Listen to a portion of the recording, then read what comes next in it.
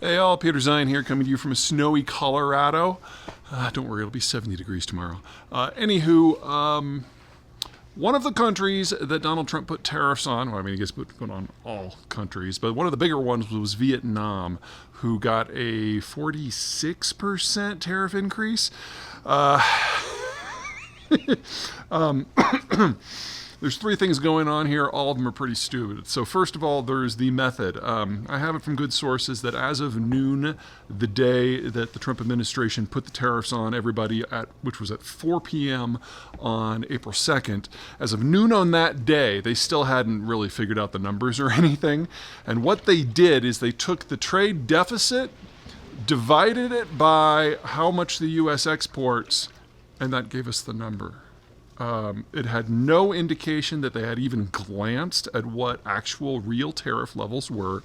They certainly hadn't done a study of non-tariff barriers. They just took the one measure that Trump is obsessed with and made it a penalty. And so Vietnam got a 46%. Now, why did it go down this way? Well, the first and most important thing to understand is that Trump has no help. It's just him. Normally, when someone spends some time out of power, they go through and recruit people who know things that they don't know so that when they get back into power, they can hit the ground running, do some legislation, build up a system that will last beyond them. Trump's done none of that.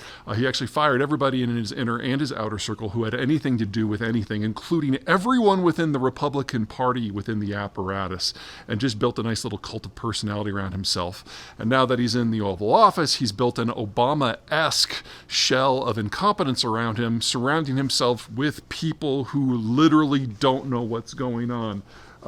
The two people who are most relevant to this conversation, we have a trade advisor for manufacturing called Peter Navarro. Navarro is an academic. He's never actually worked with a company at any level. So everything that is in his mind on tariffs and trade and manufacturing is all stuff that he's thought up and maybe studied, but never actually done in the real world. And he has a particular bone to pick with Canada. So that explains where a lot of the vitriol has come from on that front. The second person is the Commerce Secretary, a guy by the name of Howard Lutnick, and, did a little looking into this guy. A lot of people have a lot of strong opinions. I think the nicest thing that I've ever heard anyone say about him is that he's a venal and craven. Anyway, he has earned a lot of enemies within even the upper echelons of the MAGA movement as being completely inflexible and completely immune to reality. And he has spent most of his time at Trump's side, basically telling Trump whatever he thinks Trump wants to hear. And so since he thinks Trump wants to hear about tariffs, he's talking to Trump about how tariffs are such a great idea and how you have to make the numbers as large as possible. They don't have to be rooted in actual relationships and everything like that. And then, of course, remember, below these people, especially below Lutnick, Donald Trump cleared out the entire Commerce Department. So there's no one who can even try to inform the president through the Secretary of Commerce about what is actually going on in the world.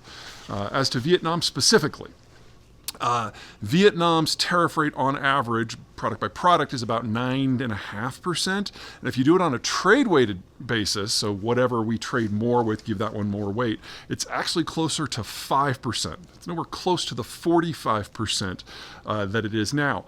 The reason it's this high is because of the way the Trump administration manufactured the data that was necessary to give a high number. And the reason it's so high is because of a huge success in American economic and national security policy making. You see, the Vietnamese hate the Chinese way more than we do.